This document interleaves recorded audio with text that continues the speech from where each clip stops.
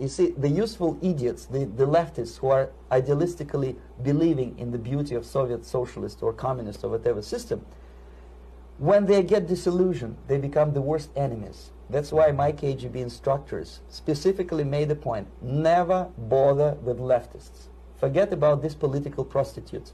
Aim higher. But to eliminate the others, to execute the others, don't they serve some purpose? Wouldn't they be the ones they rely on? They serve purpose only at the stage of destabilization of a nation. For example, your leftists in United States, all these professors and all these beautiful civil rights defenders, they are instrumental in the process of the subversion only to destabilize the nation. When their job is completed, they are not needed anymore. They know too much. Some of them, when they get disillusioned, when they see that Marxist-Leninists come to power, obviously they get offended. They think that they will come to power. That will never happen, of course. They will be lined up against the wall and shot. But they may turn into the most bitter enemies of Marxist-Leninists when they come to power. And that's what happened in Nicaragua. You remember most of these former Marxist-Leninists were either put to prison or one of them split, and now he's working against Sandinistas. It's the same pattern everywhere. The moment they serve their purpose, all the useful idiots are either be executed entirely, all the idealistically minded Marxists, or exiled or put in prisons, like in Cuba. Many former Marxists are in Cuba. In prison. All right, good morning, good afternoon, good evening, wherever you may be, and welcome back to Honey Badger Arcade. We are back after a New Year's hiatus, a holiday hiatus, I guess you could say, a holiday-atus. I have returned to bring you guys the news and straight facts, and I'm here with John, the problematic white guy. Hola. Welcome back, John. How was your holiday? Oh, no complaints. It was pretty low-key stuff, but you know, it was restful. I suppose. You suppose? Yeah, my schedule was a little bit erratic because there was ideas of having longer breaks, but then things would happen, and you have to go and just I guess we'll do that now, or things. It was brisk. It's not as busy as usual, but I still was a brisk break. Yeah, I was still fairly active online on the various streams and everything. So yeah, but it was nice. Yeah. So, all right, that's good. Well, I mean, I didn't go anywhere. I didn't visit anybody. I stayed here. I did get a cool gaming mouse for Christmas from my wife, and I got like a fat Christmas bonus from my job, which is nice. Yeah. I mean, I just put it into my savings account. So it's like not, when you get to my age, Christmas is not as exciting. Right. You just kind of like, okay. But I mean, it was okay. So how was your guys' holiday out there in the chat world? Let me just give a shout out really quick to the people that are watching. Norwegian Black Templar, Toasty with the Mosi 69, Robert Johnson. Hello, and welcome to the show. All right. So we have, because I've been gone, kind of a packed show. I had to trim it down. There's a lot going on, and maybe there's some things that, I've made videos. I don't know if you guys have seen, but I've tried to make it a commitment to putting out a video as often as I can on something that's happening. And I have been doing that on my channel, but some of these topics can be revisited on this show so that I can get feedback from you guys live or from John. So, let's not consider any of those topics closed cases. But I will say, though, before we get into the stories today, I've noticed that you and I covered a while back, we talked about Helen Andrews' essay called The Great Feminization. Do you remember that, John? When we talked about that? It's quite good. Yeah. Yeah, and how when you reach a critical mass of women in a space, in a workplace or something like that, it changes the environment. It becomes more feminized, and that alters the rules of that environment. And Helen Andrews warning against this. She was specifically talking about places like the law, fields like law, and where policies are made, but also in corporate America. And I brought it up because I thought that was something that I've talked about for a while. And I've noticed that her essay, her work has been doing the rounds in the gaming space, in the Gamergate space, because Smash JT made a video about that. And he was like, wow, look at this. And I was like, yes, yes, this is what I want. I want people to really think about these things in a way outside of, you know, just within like the realm of gaming and culture, because this is something much bigger than that. Right. But I happen to be a big advocate for a return to beauty and art in our culture. And I want that is something that is, in my opinion, to some degree at least, objective, and that is something that we should be pursuing. And the people that we're up against, they are, despite all of their coping and excuses, they are literally against that. They are against beauty. They are against those things. So thanks for subscribing, Richie Paradise. Welcome, Master Goa. What's up? How you doing? Welcome to the show, guys. Really appreciate having you guys here. And also remember, if you're not watching, check us out on Rumble. This is the channel I really want to grow. YouTube has a lot of problems, but unfortunately it's where everybody is. But if we get more people to go to Rumble and check it out, and there's a Rumble app, and it's actually very good now. I think when it first came out, it wasn't that great because you couldn't like minimize a window on your phone, you know, and it would just close the app or whatever. But now you can have it running while you're on your phone, while you're driving, while you're doing other things. Anyway, I don't work for Rumble. I just think it's a better platform in terms of censorship and the ability to post. And speaking of which, my channel on Rumble, I'm going to be uploading exclusives to that channel that I can't upload to YouTube. So like in the wake of recent events in Minneapolis, a conversation that was going on before has sort of resurfaced. And this was like around, you know, what happened in 2020 with George Floyd. Mm-hmm. And I did a live stream where I reacted to a really, really good documentary that debunks like all of the lies, and YouTube won't play it. Like I did it on YouTube, but you can't watch it there anymore. And they claim it's because of violence in the video, but there's no violence. There's just like the body cam footage. And I think it's blurred out even. So I just got censored there. So I was like, fuck this. I'm gonna re-upload it to Rumble. So, and Rumble will show it. In fact, the original documentary was on Rumble. That's when I saw it. And you can watch it there for free. It's called The Fall of Minneapolis. And I highly recommend it if you're curious. It's very informative and it's very good. But anyway, so yeah, check me out on Rumble. Really appreciate it. And please, last thing before we get into the stories, smash that like button or the +1. What is it on Rumble? What do they call it? The thumbs up. It's the thumbs up. Yeah. Also a like button. Yeah. Yeah. Smash that like button on Rumble and here on YouTube. It really helps me reach more people, especially while the streams are live. Please, I appreciate that. All right. That's right. So I said a lot. We got to get into the stories now. Worries. Let's do it. Okay. First things first, we got to talk about Highguard. So like I wasn't here for this, but I just thought we should open up with something like obvious, and I've included some images that are better. They better reflect the direction of of this game. So, if you guys don't know, Highguard is this upcoming free-to-play PvP raid shooter from Wildlight Entertainment. These are the guys that worked on Titanfall and Apex Legends. Right. It mixes high fantasy magic with guns, big maps, mounts, that kind of thing. It dropped as the big finale reveal at the Game Awards last month. Which was very underwhelming. Hard online. It was not received that well. And Yago Kuno, hello, welcome to the show. So it didn't do that well online. The trailer got thousands of dislikes. People were calling it generic, another hero shooter nobody wants, ugly aesthetics. It looks like Concord 2. Which I don't know why anyone would want to make a sequel to that.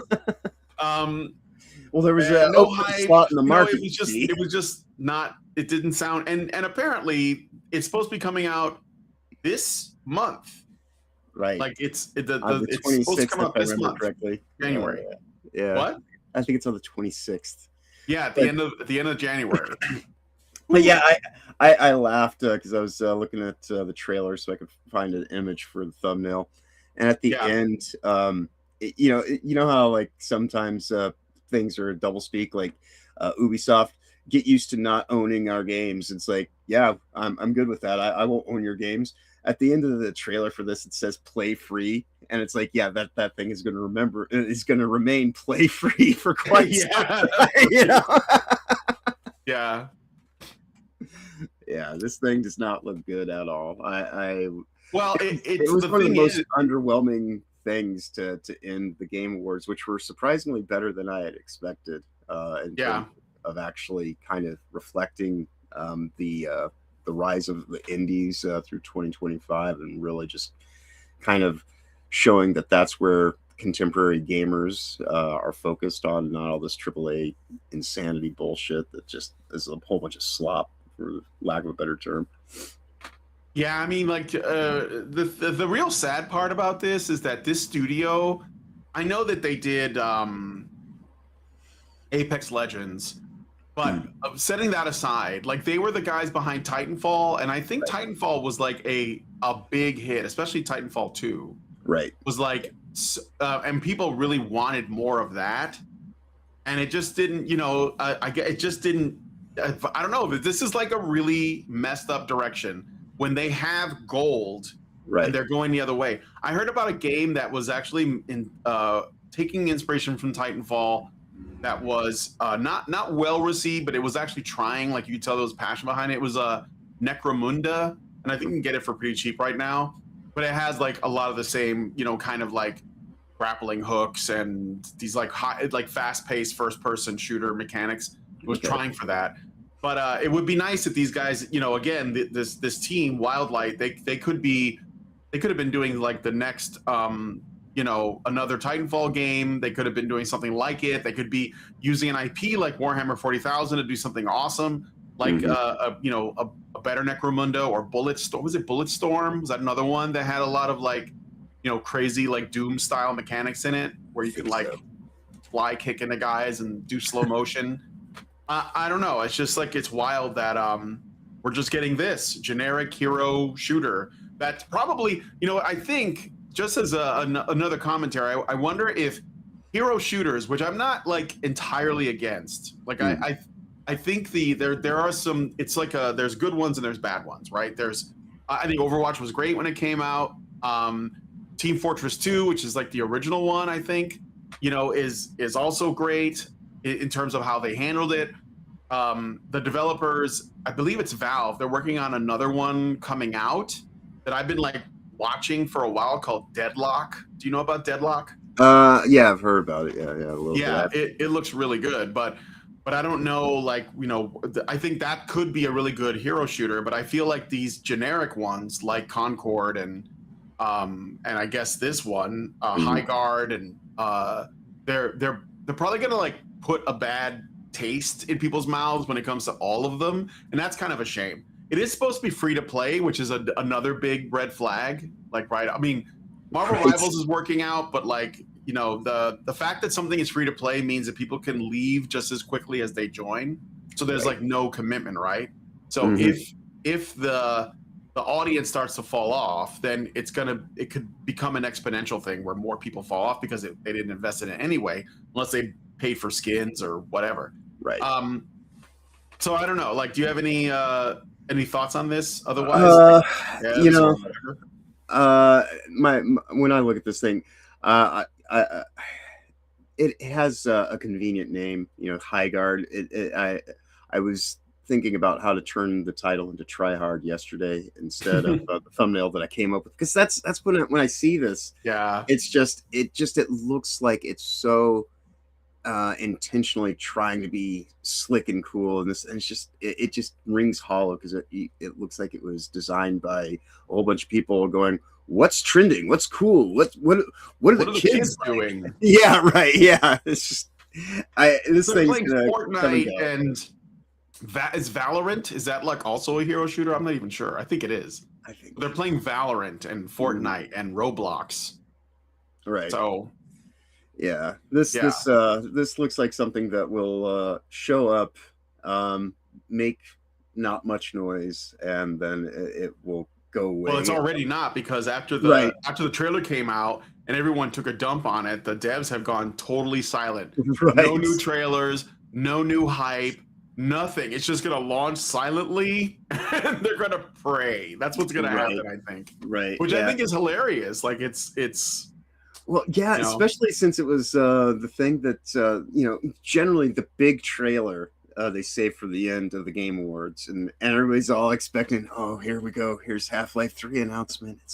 It's happening. And then it ended up being this, and it was just the most deflating way to end I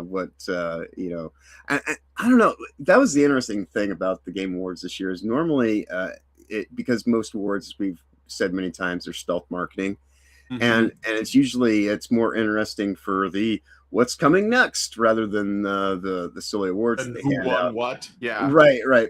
But this past Game Awards, a lot of the games that they were showing, I don't really care that much about the majority of the stuff that they showed for Stay Tuned. And I think the biggest showing was Resident Evil Requiem.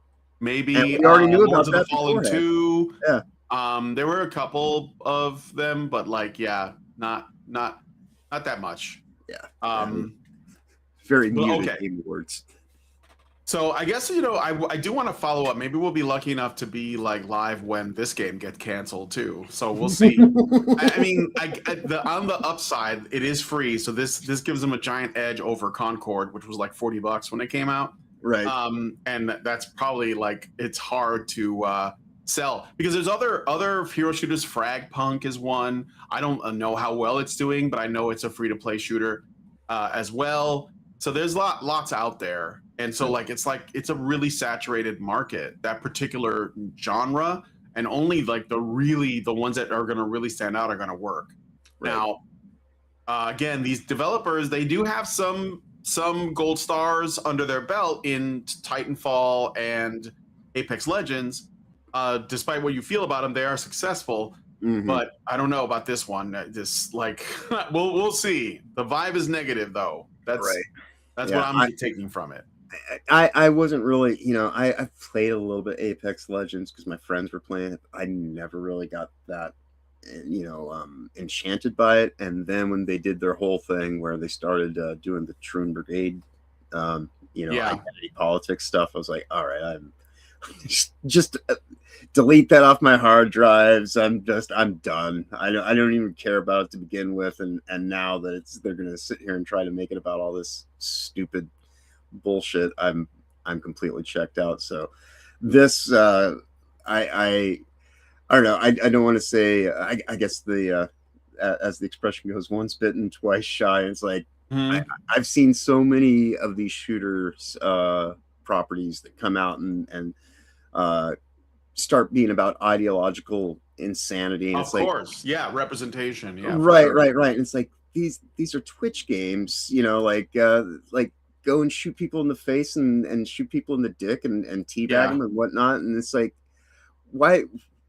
What does any of this have to do with this kind of gaming? And so once that kind of happens, like, you know what? I'll find my own way and stay out of this. Yeah. It's really good that you bring that up because I was going to bring up the thing about hero shooters in particular, or games where you select a specific from like a roster of characters. So fighting games too, as another example, but hero shooters in particular, because I think that they're like the big thing right now. And the thing about hero shooters specifically is, and this is why I'm not really against them, because that is where the developers and specifically the people in the art department can really flex their muscle on character design. And I made a video way back when Concord first came out explaining why Concord failed. And it had nothing to do with their mechanics, which people were saying the mechanics for the game weren't bad. It had everything to do with how ugly it was.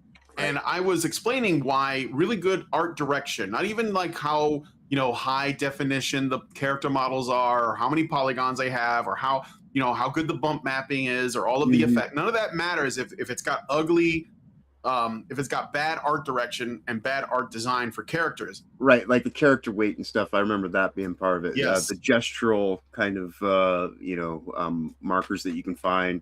Characters that are supposed to be fast are generally made a little bit more silhouettes, and very sleek designs, memorable, like where you look at them and you instantly know what it is. you know, you can tell what its features are, or even recognize the character itself. This is like an old artistic technique that goes way back. I mean, like if you see Batman's silhouette, you know it's Batman. You know, like that's like how you know you have a really good design on your hands, something iconic, and the simpler the better in general, right? So like the thing is that Concord had bad art design. This is really bad. And it was also because it is about individual characters.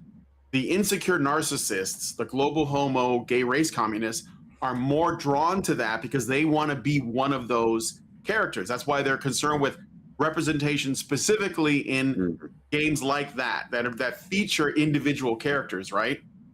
So you have these people that are pushing for this representation in a genre where the art direction is specifically catering to us, you know, having certain archetypes, and they want to embody those archetypes, but they want to impose their own narcissistic personal worldview on it. Like they want to see themselves in things.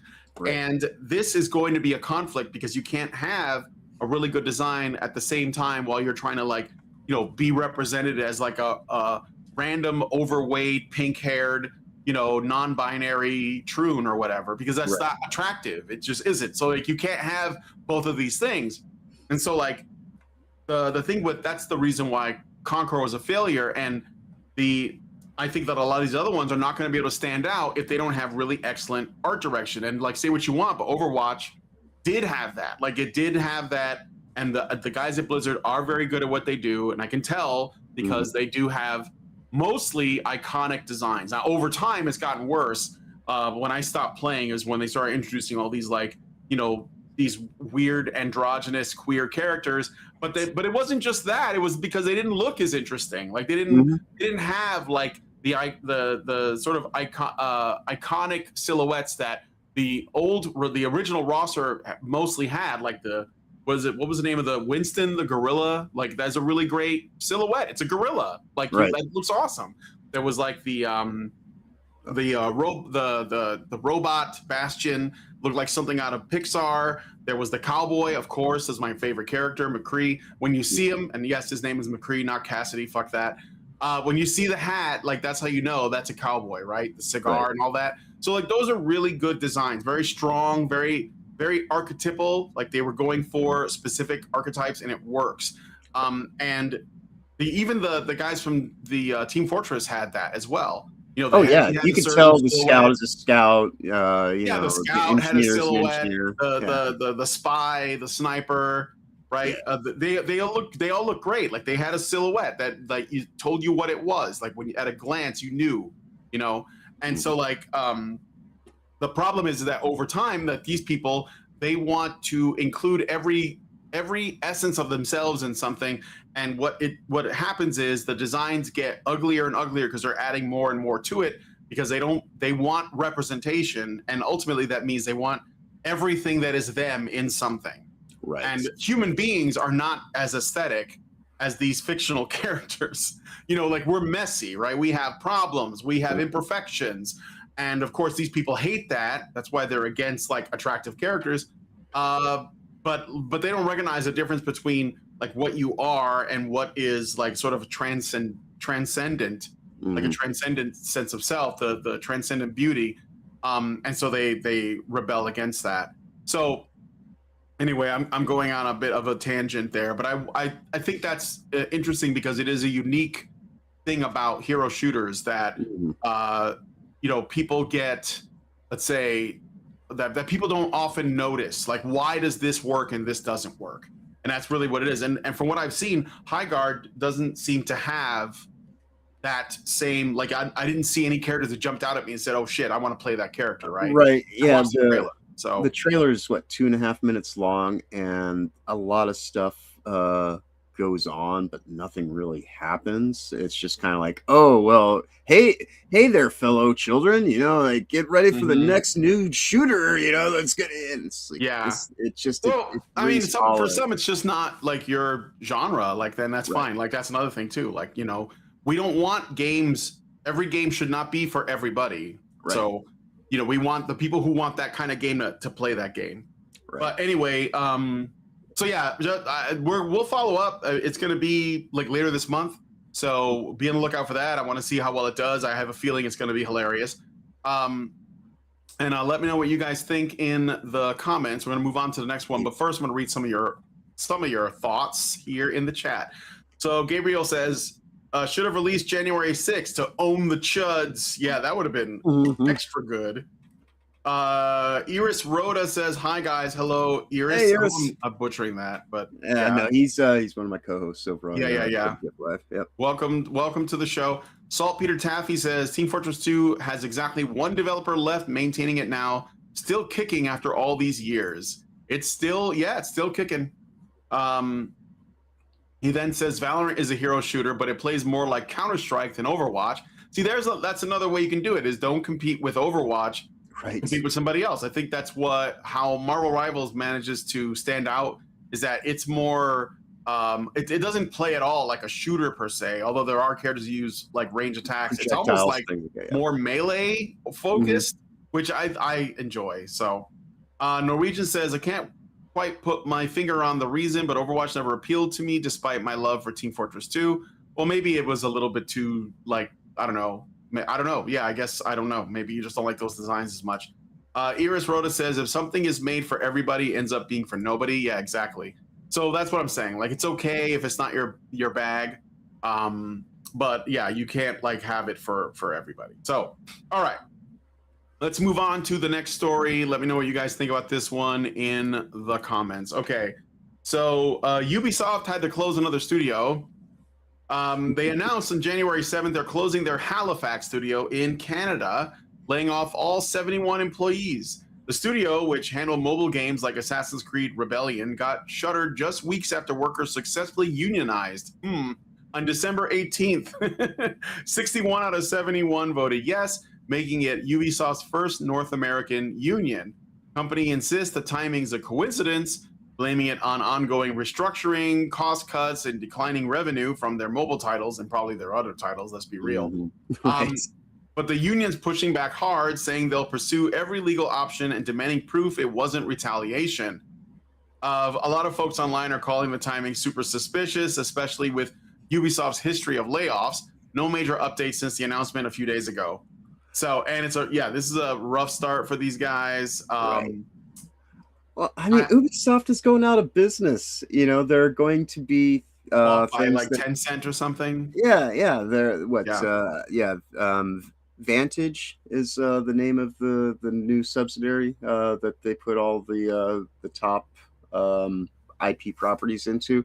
So, you know, because I know that there's this story, and then of course there's a whole thing with Rockstar's developers that, oh, you're trying to come after us for anti-unionization. No, that one's very clear cut that there was people that were breaking their NDAs and you know, compromising confidentiality by putting stuff out on server.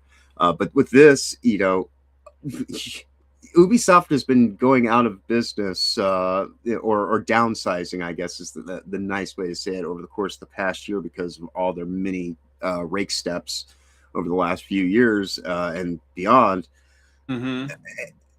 If you're making a mobile game and they can't even get people to go along with the actual mainline Assassin's Creed titles, what makes you think that you're not expendable when you're making, you know, Assassin's Creed Rebellion or whatever? I can't remember exactly what it's called, but yeah, it's a mobile one. Yeah, it's Assassin's Creed Rebellion. Yeah, like who gives a shit about this? You know, so you're pointless. It's a redundancy. Well, I mean, Ubisoft losing money because of Assassin's Creed Shadows and some of their other decisions, right? And they're trying to trim the fat, and so the mobile games go.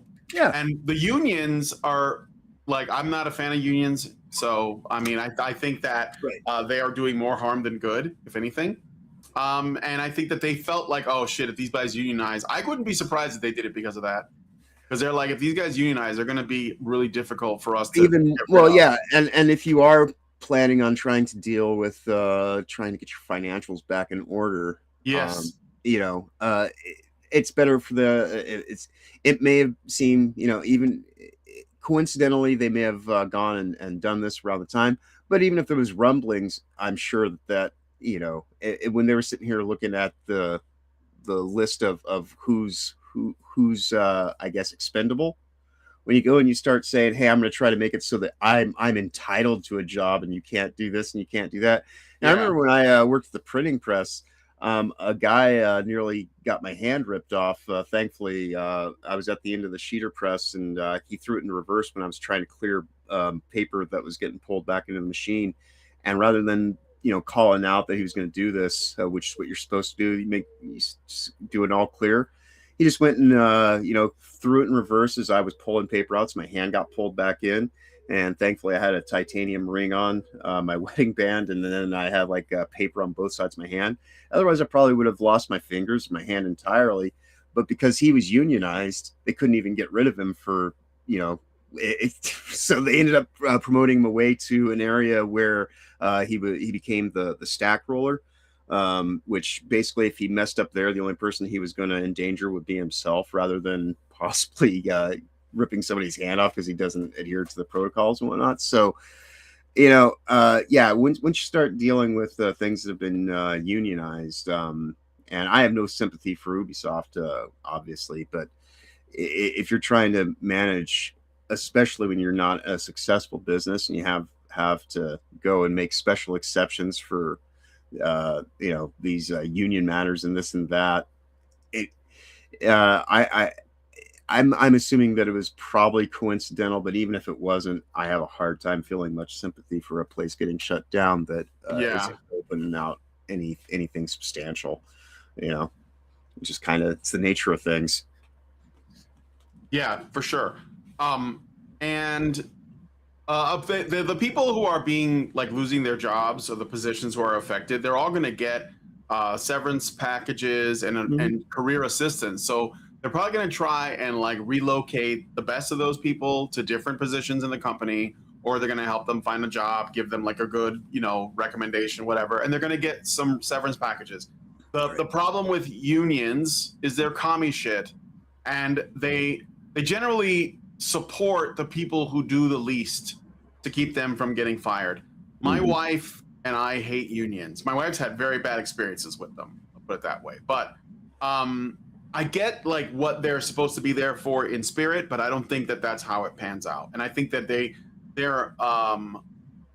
invite a tremendous amount of corruption. That's why the mafia was involved with them a lot.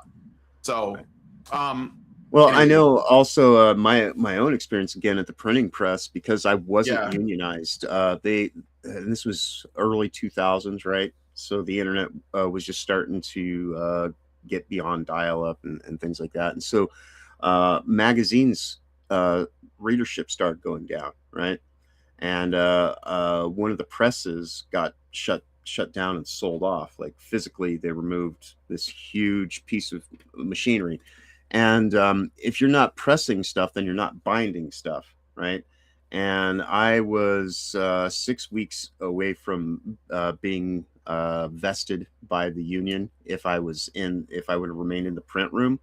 And so I ended up getting moved over to the bindery, and I still had all of my because they had a point system. You miss so many days, you lose your job, whatever. But you build seniority, everything like that. So everybody that got moved over from the press room to the bindery, even though I'd been working there for a longer period of time, they went back to setting me to day zero seniority in the bindery. But all those, but that's because they too were kind of calculating, because they were losing business, right?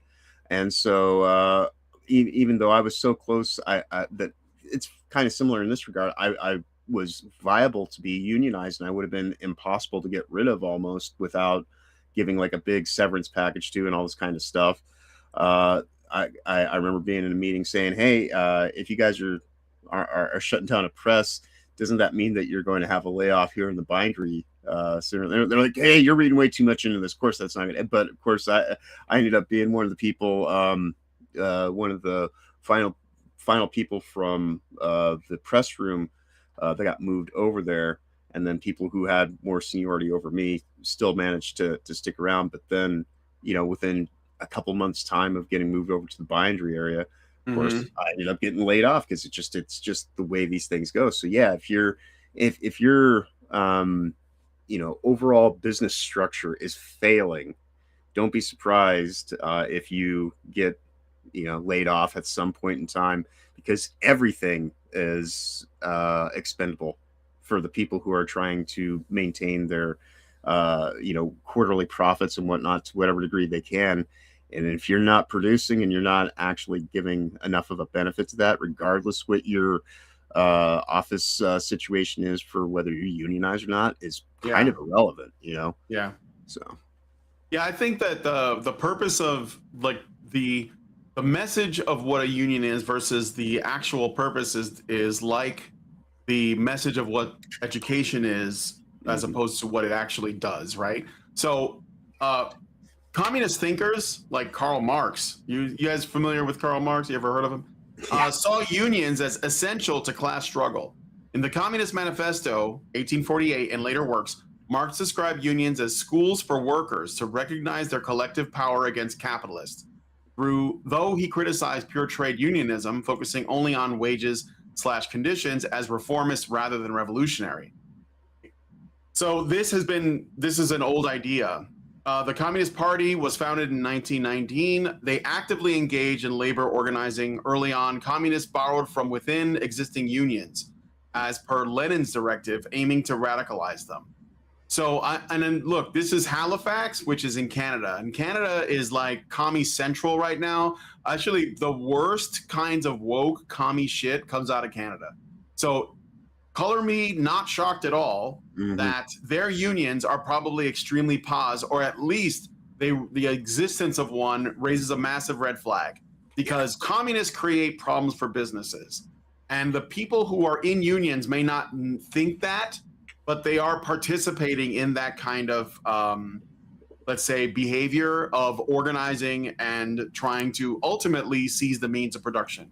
So I'm just saying that's like where it comes from. And I think that people generally have like a favorable view of unions because they think it's like for the workers. But yeah, that's the trick. They're telling you they care, but they don't. They're doing something else. Right. So I'm just letting you all know. But anyway, let me know what you guys think about that one in the comments. Yeah, Karl Marx comes up a lot on this show because I want to remind people that we're up against communists and they're evil. Okay, let's see what you guys are saying before I move on to the next topic, which should be pretty hilarious. Let's see. Yus Rhoda says, personally, I prefer retro 16-bit, 32-bit games. I love those. I will be streaming some of that, but I'm currently streaming on my channel for the first time, completely blind playthrough, never played it before, Fallout New Vegas. Never played it. Oh, dude. Yeah, I'm playing New Vegas again right now as well. Yeah, I saw that you were playing it too, and I was like, John's playing it too. That's weird. Yeah. I also heard that they're doing a remaster of it. Like it's been confirmed they're remaking it or remastering it or something. Yeah, and it's one of those things. I suppose you can make the facial animations look better, but I've been saying it the last couple of days whenever I'm talking to you about this. I like the way that it looks, kind of dingy, and the fact that 15 years on from its release, it still does what is necessary, and and the modding community's taking care of a lot of the stuff they have done. Yeah, so yeah. If someone wants to get it, cool. My concern is even though they're calling it a remaster, they're not going to try to find a way to fidget with it and try to fix the bugs. Well, that's one thing, but I think that I haven't had any problems with it, really. Yeah. I think that I got stuck a couple of times in the in the polygons. I got stuck a couple times, and that can happen. Funny glitches happen. Like I was streaming. I'm very low level. I just started, right? And I pissed off the what are they? The Legion. Yeah. And they sent some Legion assassins after me, and they were super powerful. Like I had to run away. Like I couldn't do any damage.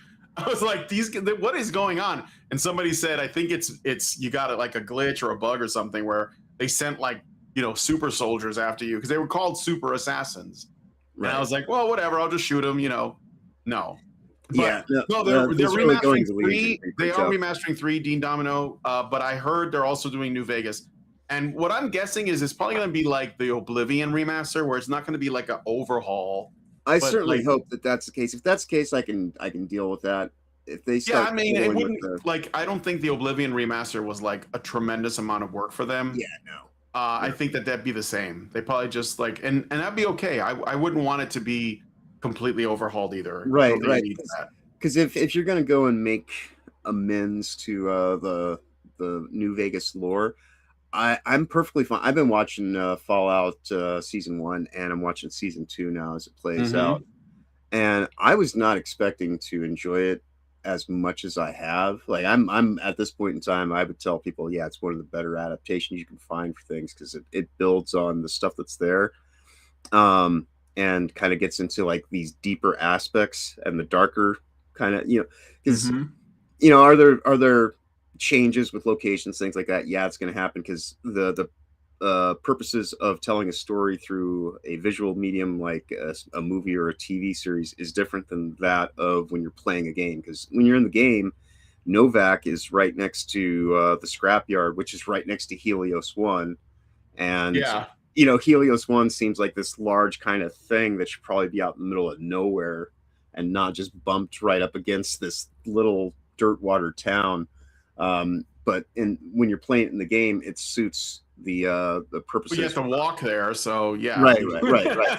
So yeah, things tend to be a little bit closer, in the game, but then they might be laid out in the story itself. But it has the right vibe check, and enough time has passed since the ending of New Vegas to what they're doing in the series that, I know some people are like, well, it affects the lore. It's like, well, maybe your lore, like my lore might be, because that's the whole thing about Fallout is you are the person who's interacting with this environment. So we all have variations on the story to a certain degree, and however we choose, if you only played through the game once and you don't get all the various kind of faction endings and this and that.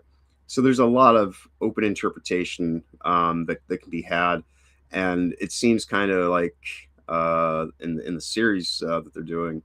They're allowing for those ambiguous kind of ends to actually kind of lead to other information that was in play that you just didn't know about, and I think that's really kind of interesting. So I think that as long as they aren't trying to put new elements into the story and they're just doing a graphical thing, fine. There's far worse things, but for me, honestly, I can play a 15-year-old game and still enjoy it, just on its merits, even if it doesn't necessarily look like the shiniest toy in the box. That's perfectly fine with me, especially when it's supposed to be representing a burnout, dystopic hellscape that's, covered in radiation. I actually think the patina, so to speak, of the time that it was made actually kind of works for it in a weird way. But yeah, if it's a visual overhaul, I don't think that's the worst thing in the world. And if you want to support we'll it, see. Yeah, but we'll see. But I've heard it's a Fallout 3, and then I heard it was New Vegas, so it might be both. Right. I know that there hasn't been a Fallout since '76, and even though that one I guess has improved over time, it's not really what people want. They want a new mainline Fallout, and Fallout 4 was disappointing as well. For people, because they said the choices didn't matter as much, or it seemed like the dialogue choices weren't really there. Right. So yeah, it was I guess a little bit more of a straightforward kind of action RPG with more of an emphasis on the action than the RPG. Yeah. But all right. Well, anyway, let us know what you guys think about the Ubisoft news and unions more broadly in the comments. But yes, I have been streaming Fallout first time, so if you guys want to tune into my streams, I'm going to be doing it until I'm done. And if you have any, don't spoil anything, because I don't know what's going on in the game. But if you have any, advice on companions, I guess I come across one person that could be one. I would like a good companion. And I think when I played, the last time I played a Fallout game, I played Fallout 3.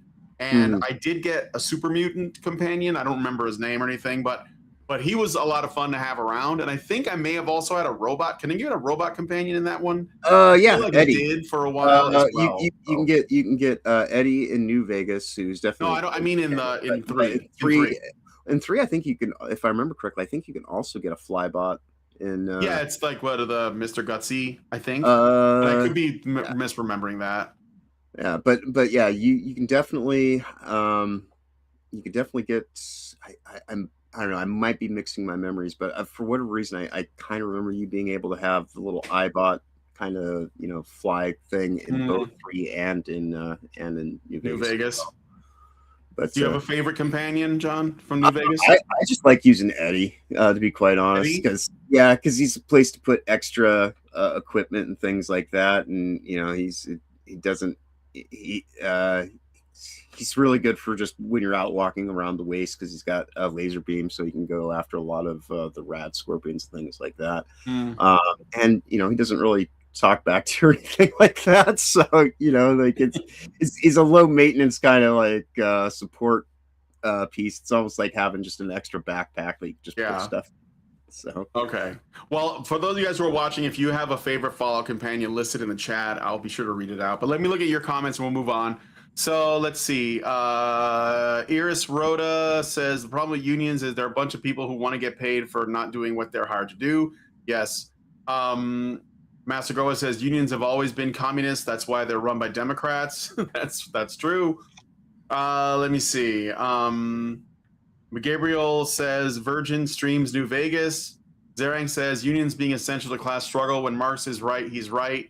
If I become a union head, I will stand to make millions off the collection of members who make minimum wage. Joy. That's true. They make a killing. The union dues that they ask for, that was the thing that my wife hated.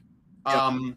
Iris Rhoda says, apart from Final Fantasy 14 and Expedition 33, I haven't really cared about a modern game since PS2. Gabriel says, Oblivion Remaster has numerous mechanical changes. Well, I didn't know that. Dean Domino says, didn't they character assassinate Mr. House? I guess on the show? Not necessarily. I mean, they haven't revealed too much into all that stuff just yet. They're only 4 episodes in. But there are effectively what appears to be 2 Mr. Houses.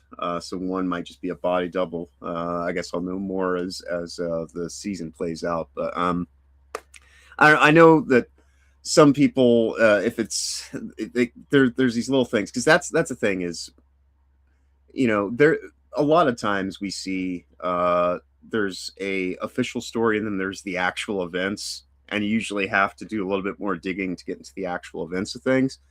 And so I think that some of the stuff that's being read as changes to the lore aren't necessarily even changes. They're just things that are being revealed. And so it's actually getting deeper into what all is at play. So are people that are writing the show, are any of those people involved? Were they ever involved with the games? I guess like people are saying the timeline is all thrown out of whack because different Fallouts take place in different periods. Right.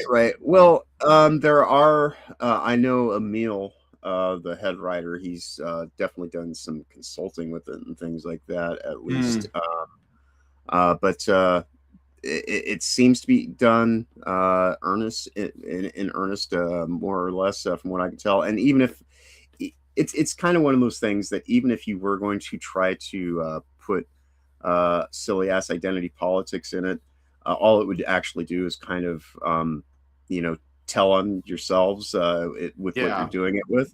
So, and that in some ways kind of enriches the overall nature of the story, because with Fallout, no one's 100% ideologically correct in any of their motivations, because it's like any of us, we all have perspectives. We're all individuals. We've all had unique lives that make us look at the world through the lens of our own experience and perspective. And so it's a little bit more open to interpretation. And I think that some of that stuff, how long does it take to turn a lie into the truth? Maybe a generation or two of getting people into kind of doing this thing. And so I think that there are some elements in there that if it doesn't sound exactly like what from the standpoint of the game that you played, people might be a little too quick to go and say, oh, they're changing the entirety of the lore. There was lore shifts and location shifts and things like that from game to game, because Fallout in its own right is a property that's been it's been moved through different hands in terms of ownership and control over the course of the 30-ish years that it's been in existence. So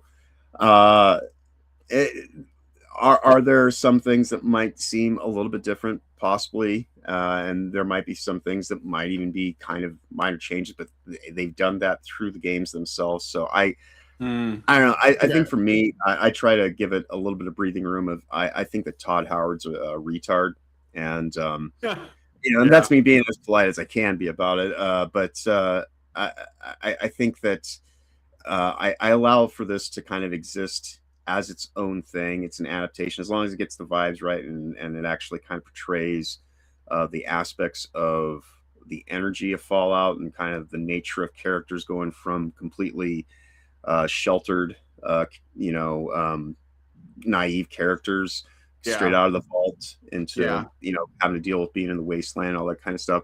As long as it's doing all that stuff correctly, I'm able to kind of give it a little bit of leeway because one of the main characters, Lucy, is anything but a girl boss, and just the last 2 episodes alone, she manages to get herself strung up on a cross by the Legion within 5 minutes of running into him because she's telling him how she's a nice person, and that don't work for you in the wasteland. And then the episode from this week, she's now unbeknownst to her, she's now addicted to chems because they had to do some so she's not a girl boss, and she's constantly getting her ass handed to her, but much like the game Fallout, through those trial and errors and things like that, you actually grow as a character. And so I mean, and I'm not sitting here saying to everybody, oh, you absolutely have to love it. If it's not your thing, that's fine. But I went into it kind of anticipating, this is going to be probably right. But then by the time I was done watching the first season, I actually was legitimately anticipating watching the second season, and I do kind of enjoy being able to watch one episode a week. Really kind of watch it once or twice and get a little bit more kind of nuance from the stuff that's going on, and it reinvigorated my interest to get back into playing New Vegas again after I think it was like 12 years since I last played it. So it's better than most things. I'll say that. And if it doesn't suit you, I understand that. But if you're willing to kind of give it a little bit of leeway and just know that in a dystopic hellscape, how much can really anybody know about a thing that hasn't been kind of augmented to fit a narrative of the faction that they're representing or they're a part of or anything like that. That's kind of the way that I look at it. Is a whole bunch of people can look at the same event in a variety of ways. Just look at the stuff that happened in Minneapolis this week and yesterday. The cell phone cam footage comes out where you can audibly hear a body impact of that woman driving into and there's people who are like, she was saying, I don't hate you, and he just, it's like, all right, come on now, like we all have access to the same information here, like how, but it doesn't fit the thing. And so some people will lie by omission where they just won't bend the truth till it fits, right? Exactly. All right, but I gotta move on, so let me see the rest of your comments. Let's see. Gabriel says player character's backstory in 4 is more fixed and expects you to care about your kid that was stolen. Dean Domino says the only thing to come out of 4 were the Nate the Rake memes. Don't know what that is. Dean Domino then says Boone and Eddie are top tier companions. Yeah, that was the other one I was going to mention. Is Boone is actually really good. There you go. Yeah. All right, I will. I'll take that into consideration. Let us move on to the next story. Let us know what you guys think about this one in the comments. All right, so. I was talking earlier about how Resident Evil Requiem, well, I think I mentioned it either at the beginning of the show or before I started, was like the trailer for that featured Leon Kennedy was sort of like one of the, big things that happened at the Game Awards, right? Yep. It was one of the big trailers. And so it came out that there's a Romanian guy, he's like the face model for Leon. So like the RE engine uses like the different kind of face technology, which is why the characters have like a distinct faces. They use the actors to model the faces on. And apparently the Romanian face model for Leon Kennedy, who his name is Edward Badaluda, He was scanned for the Resident Evil 2 and 4 remakes. I think also RE9. Recently, like past week, some people dug into his Instagram likes on Reels because they were looking for somebody to cancel. Of course. And they spotted some stuff that they are calling transphobic, anti-minority, or even fascist leaning. Yes. Screenshots circulated on X and Reddit, of course. I think Reddit is something that we have to ban. I'm just saying. Sparking backlash with folks joking, is Leon canonically racist now? Or debating if Capcom should recast the model for future games? So a lot of people are just shrugging this off, but I thought it was really funny, and I made this image of Leon as an SS officer asking for your papers. But so I don't know what you guys heard about that or whatever, but so I'll read like I'll show you guys the X post from Rock Solid. Leon's face model actor is being accused of supporting fascism, transphobia, and racism based on Instagram reels he has liked. Does this mean that Leon is canonically racist? And this is Resident Evil fans. Attention! Like a red light. Edward Badaluda, the face model for Leon S. Kennedy and Resident Evil 2 Remake and Resident Evil 4 Remake, supposedly recently liked and reposted some posts supporting the Nazi movement on his Instagram. Some fans also noted that he liked posts with transphobic and anti-minority statements. We here at this page immediately unfollowed him after becoming aware of these actions, as he does not represent us or the Resident Evil fan base. He's like literally works for Capcom. Right. Nazism was a very sad movement that left its mark during World War II. No shit, and should be condemned by everyone. It is also a crime in several countries. It would be interesting for Capcom to consider this controversy and change Leon's face model for future games, as we know this could tarnish the brand or something like that. Right. I can't wait for these insane people to actually start advocating for Leon SS Kennedy. Right. SS Kennedy, indeed. That's great. Yeah, I think it's not too far of a leap at this point in time for a group to start saying, the zombies in Resident Evil are being oppressed. It's fascist behavior to go and slay zombies. You aren't considering their experience. They need to be represented more appropriately. This is retarded. He's apparently so. Let's think about this for a second, okay? The guy's Romanian. Romanians have experience with commies, right? I don't know if you know, they have a history. They don't like commies. I think that he's against commies. I think that probably is it. And apparently, the thing is that somebody looked into it and they said that he basically liked memes that were anti-open borders. Right. That's it. Imagine that. He's against open borders. Imagine that. Well, then clearly has to be a racist fascist, But last I checked, the people who wanted to have global control were actually the fascists, So like all these people who always constantly say, "Oh, we need a world without borders," and all this kind of, it's like you're the one who's openly talking about a one world government and falling in line with everyone being comrades. Like the idea the idea that fascism scares you when you yourself are promoting concepts that will also be about dehumanization and the erasure of the individual it's completely hypocritical, and I just kind of laugh at all these people who somehow think that they're letting their sympathetic nature undermine their own good sense, if they ever had any to begin with.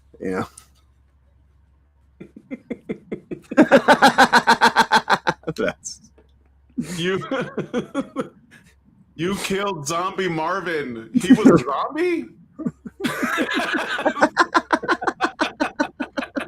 These are some great memes. Yes, it is good. It's good stuff. I love the reactions. People are like, based if true.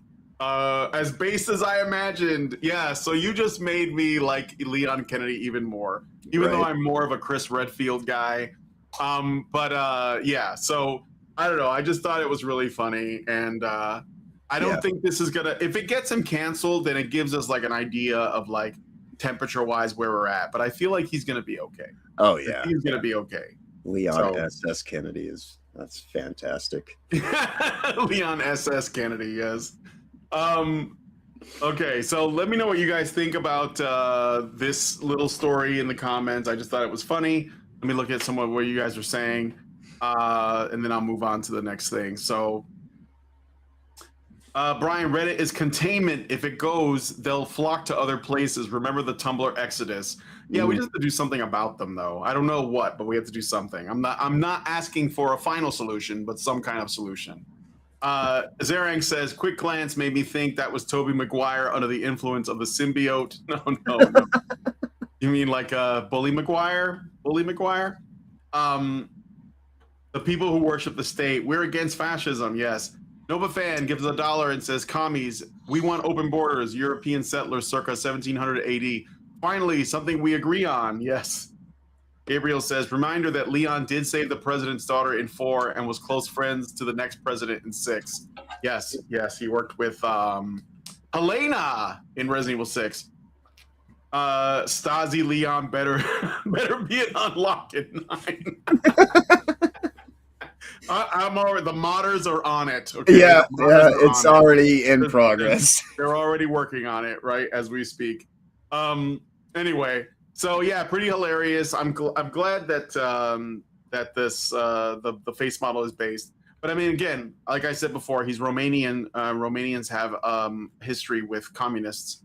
So it makes sense that he's going to have this opinion. And it really annoys me that there's like this kind of like Western, I don't want to say American, but definitely a Western like centric view on history to where like people who like in Eastern Europe, for example, that have had like real, had real experience or history with the communists and the Bolsheviks and stuff. They don't even consider their perspective. I mean, literally, this person at Resident Evil Fans was like, "Did you know that Nazis were bad in World War II?" And this guy is like, echoing Nazis. Like, are you nuts? Like, you don't even know what his story is, right? And it's interesting too that like the more like handsome a dude is, the more based he's more likely to be. It's a weird thing. But anyway, that tends to happen. What? I say it is interesting how that tends to happen. Yeah. Anyway, Iris Rhoda says Claire is better than Leon, Jill, or Chris. I like Claire too, but she's not in enough stuff. We got to remake Code Veronica or something. Code Veronica, yeah. Make her hip again. All right, but anyway, let us know what you guys think about this one in the comments. I got to move on to the next story. So here we go. All right. Let me just put this on the screen here.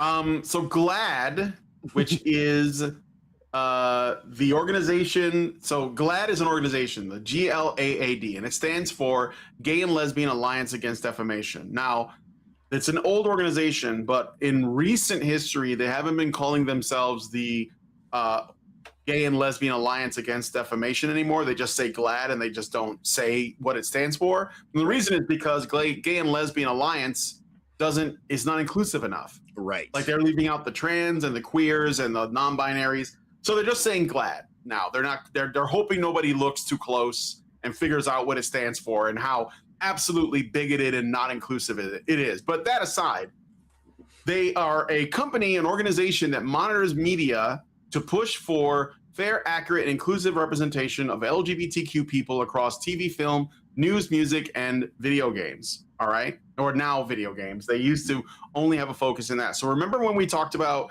Gina Davis's organization that was all about female representation? Yep. And that she is like, her organization is probably not her personally, but like her organization is all about going into other companies and TV shows and films and games, and they're saying we need more women in this. Well, GLAAD is that for gays, I guess, for the bundles of sticks and all those weirdos, the sexual weirdos. And so like they are also a part of this, and they're going to have, and this is like one of the many ways that they sort of like influence people to try and alter content. They're having an annual video game award. So they have, let me see, wait, hold on a second here. Just a couple days ago, on the 8th of January, they announced the nominees for their 37th annual GLAAD Media Awards, which honors things from 2025. And they have a category called Outstanding Video Games. And they're celebrating 10 titles with strong LGBTQ inclusive stories. And I'm going to give you guys the nominees. These might be the only games that might win something. Like this is the only category that these games have a chance of winning at. Ambrosia Sky Act 1. We can look these up because a lot of them I've never heard of. Right. Ambrosia Sky Act 1. Assassin's Creed Shadows. Oh, you don't nominated. Say. What? You don't say. Assassin's Creed Shadows. The August Before, Cabernet, The Great Villainous, Strategy of Lily, Hades 2. So that tells me that I'm avoiding that game. Lost Rage in there. There it is. Yes. Lost Record, Blooming Rage. Yes. Yes, of course. Let me actually share the website really quick. Okay. So yeah, so here, this is the website. GLAAD celebrates outstanding video game nominees at the 36th annual GLAAD Media Awards, the GLAAD Awards. And so here are some of their, so we can like look at these up if you guys are curious about them. Caravan Sandwich, no idea what that is. Dragon Age: The Veilguard. Yes, they have a chance of winning something, guys. That's right. It's still good. It's still good. Dread Delusion, know what that is. Dustborn, Fear the Spotlight, Life is Strange, Double Exposure, Minds Beneath Us. A lot of these I never heard of. Paper Mario, The 1,000-Year Door. Oh, because of probably Birdo. Birdo, yeah, Birdo is trans, you know. Right. Sorry, We're Closed. That looks demonic. Until Then. Are these? Is this 37th? Wait, is this the 36th annual? This might be last year. Let me just check. Hold on. Yeah, this is last year. So we want to look at the 37th. It's right here. You know, for them to be doing this for their 37th time in a row, that's pretty impressive considering how repressed and under the boot these people have been for all this time. To be able to go and put out an award show in such a I guess homophobic environment of reality, to manage to do that 37 years in a row, well, that's amazing. It's almost as if they're making a whole bunch of static about something that's not even really an issue, but perhaps that's just me just looking at this saying, you've been allowed to do your award show for 37 years unencumbered or held back. Just most people just kind of laugh at it or don't even pay attention to it. Isn't that really what equality is supposed to be? Is people just don't even give a shit, Mm-hmm. Yeah. So here's their 37th annual GLAAD Media Awards, and I was just gonna look for the video games. I can list the rest of them, but I noticed they have all these movies, like all their films, TV shows, documentaries. Okay, fine, whatever. I'm not even gonna look at these. I already know that they're probably super gay. But then there's like something kind of weird here. Children's programming. That's an odd thing. Kids and family programming, live action. Firebuds, Disney Junior, huh? Interesting. HBO Max, Disney Junior, Disney Plus, Apple TV. Outstanding kids and family programming, animated. Okay, I mean, I'm not surprised. So I'm just saying, there it is. There it is. Yes. So let's see. Video games. Where are they? Video games. Here we go. Yeah, Ambrosia Sky, Act 1, Assassin's Creed Shadows, August Before, Cabernet, Great Villainous, Strategy of Lily, Hades 2, Lost Records, Blooming Rage. It says, that's Don't Not is the name of the studio. Old Skies, Road to Empress, and The Root Trees Are Dead. So if you guys want, like, we could potentially, if we have time, we can come back and like look at some of these woke games. But they are, what was that? Oh, I didn't say anything. Oh, okay. So yeah, GLAAD is highlighting how these games feature diverse queer characters and themes in what they consider to be meaningful ways. So we'll get the winners later this year. So do you think Assassin's Creed Shadows is going to win, or do you think Hades 2 is going to take it? Of all the ones that are listed there.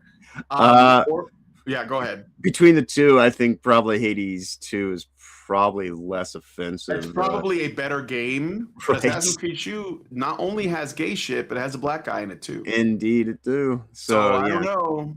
Yeah. I don't know. It depends on how we're qualifying this. How intersectional do we want to get? You know? Right.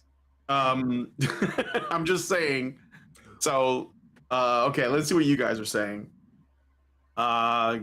Norwegian says, my country was occupied by the Nazis during World War II. This doesn't bother me. Well, yeah. Iris Rhoda says, yeah, I want Code Veronica remake in the style of RE2. Yeah, I'd like to see how that would play out. Doesn't mean you couldn't play the original also. So, Sad Awards is more like it, says John Ford. Norwegian says, and there it is, referring to the children's programming. Yes. John Ford says, sus. Dean Domino says, a writer said Nate was the one who wasn't shooting the Canadian in the back of the head, i.e. the one laughing about it. People ran with it, making Nate a war criminal who hates Canadians. Who's Nate? What are you talking about? I'm not quite sure. Did I miss something? Oh, Nate the Rake. Oh. I'm sorry. I don't have the full context. Nate the Rake memes come from a Fallout 4 writer saying on X during an anniversary that Nate, male main character in 4, was one of the troopers in power armor annexing Canada in the opening of part of Fallout 1. I see. I only played Fallout 3, and I'm currently playing New Vegas, so I don't have any experience with the other Fallout games. I did have a landlord that was huge into Fallout 1 and 2, and he actually was so into those games that he let me have an apartment. I mean, I was paying for it, but he approved my application on the basis that I enjoyed video games, even though I never played that one. Right. So, John Ford says there are only losers on that show. I don't know what he's talking about. Like the kid shows, maybe? Probably. Yeah, it's suspicious. It's fishy. So I just thought I would share that so we know what these people are doing when they are grooming kids. All right. So let me know what you guys think about that one in the comments. Moving on to the next story. So this was supposed to be I used AI to do it because I didn't have a lot of time, but this is supposed to be Frodo and Gandalf beating a dead horse. It looks like they're just gonna beat a living one, but all right. So why am I sharing this? So there is, I don't know why this is happening. I think this is really stupid. Sir Ian McKellen said in a panel just this last week that he is returning as Gandalf and reuniting with Elijah Wood as Frodo in a new Lord of the Rings movie called The Hunt for Gollum. Right. He mentioned the story might bookend with Gandalf telling Frodo about the hunt, and filming kicks off in May. While Warner Brothers has not dropped an official press release yet, McKellen's word carries weight, and it's all over reliable outlets. Right. Elijah Wood has not commented yet. And I love the Lord of the Rings movies, but guys, we got to stop. Yeah. we got to stop it. They're trying to hold on to those license rights, So you have to use it or you lose it kind of situation. So unfortunately, this is something comes from that. But this is so weird though, because these movies that are coming out take place in the timeline of the trilogy of Lord of the Rings. Yeah, the Hunt for Gollum is like when. Isn't it like how in the first movie, the orcs of Mordor captured Gollum and they tortured him until they told them. Right. I guess it's around that, whether they let him go or he escapes. Right. Or so, but really, do we really need that? This is the thing. Do we need that question answered? Right. Do we really need to know? I'm not a fan. I'm not a fan. Right. I love the original Lord of the Rings trilogy. The way that it was adapted, I think, was the best. I don't think it could have been made at any other point in time in history to actually be as effective as it was. and we're never going to really get that again. I don't even really have a problem with the Hobbit movies. I think that they're a little bit overbloated in terms of stuff that they kind of packed in there. But trying to go and put more into the story of what was going on during Lord of the Rings is it's additional information, which is fine, I suppose. But I don't think that's absolutely necessary. I think that the trilogy was effective enough in the aims of what the story was telling. This just seems to me to be a calculated, well, we got to hold on to our license rights to make movies, so we have to make a movie now. So that's what this is. It's like I wouldn't exactly. Yeah. Yeah, I'm sorry. Go ahead. Oh, that's all right. I just think that this is just one of those things. It's just kind of being done more for business holding purposes. on to the license. Yeah. I don't, and the thing is too is that like I don't want, because I know these guys are older, a lot older, and you're gonna see it. Like it's gonna look like when, like for example, when they did The Hobbit, okay. Which I don't hate. I don't hate those movies. I think they're overly long and they made some changes, but whatever. They're okay. I think they're fine. But when they did The Hobbit and they showed the, I think at the beginning of the movie, they show you the, I forget his name, but the actor who played Bilbo in the Lord of the Rings trilogy, not Freeman who plays him in the Hobbit trilogy. And he's supposed to be playing the same Bilbo that you saw at the beginning of Lord of the Rings, but he's obviously super old at this point. Right. And he looks like a grandma. And I'm looking at him and I'm like, no, it looks so bad. And I'm like, we didn't even need that scene. That's what I'm saying. Like, we didn't even need that scene. You could have just started The Hobbit. You didn't have to give me like the stuff that it's almost like you're holding the hand of the viewer too much because you don't think we have the ability to connect the dots. Like, you have to show us, hey, remember this guy? Well, this is him when he was young. Like, we don't need to know. And just seeing that actor, and I apologize, Holm, his name is Holm, Ian Holm, I think. Ian Holm. Seeing him as like, you know, so many years older, it's at least 10, 20 years since he played. Because remember when they shot Lord of the Rings, it was like in the 2000s. Yeah, late. They shot everything at the same time. They shot all three movies at once. So the actors literally aged 10 years during the making of those three movies. Yep. So like you have 10 years and then you have more time in between, and then however long it took to make the Hobbit movies, which is probably a lot less. And Ian Holm looked really old, and it just looked wrong to me. So like, imagine now we're gonna see Ian McKellen, who's like coming up on 90, I think, or something, and he's gonna be. What are they gonna do now? What, are they gonna put Saruman? Is he gonna make a cameo appearance? Is he gonna be CGI'd in like Grand Moff Tarkin? Are they gonna do that? God, are they gonna use AI? Probably. I think they're going to be using AI. Yeah. So like, I think that this is brand damage, but it doesn't matter to me because I own these movies on Blu-ray, and so like, you know, I have a physical copy. I'm not sweating it, but I don't think this is a good idea, and I don't think it's going to work out very well. And all of these people are like a lot older. Like Frodo is going to be like a little wrinkled man. Right. Right. He's going to look like Bilbo. At this point. He's gonna look like Bilbo. Yeah, exactly. So let me see what you guys are saying, and then we'll move on to the last thing. Norwegian says Frodo looks unamused. Yeah, the AR for that didn't turn out as good. John Ford said it's time to stop. Norwegian says any chance for more good Lord of the Rings movies died with Christopher Tolkien? Well, we got everything we need. We got the Lord of the Rings trilogy, and you know that's fine.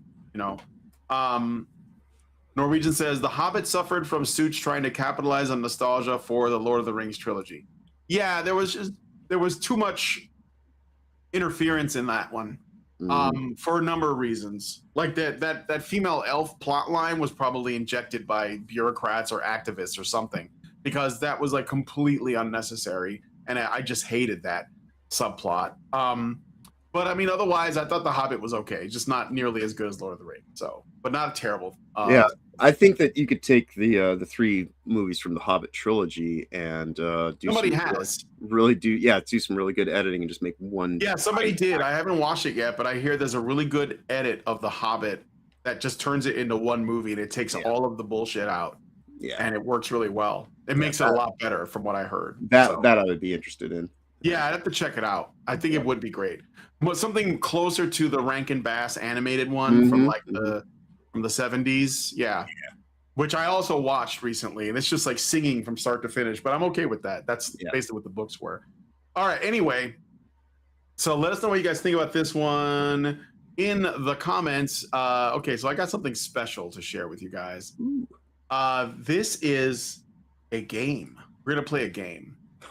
It's called Pathways, and this is being used in schools.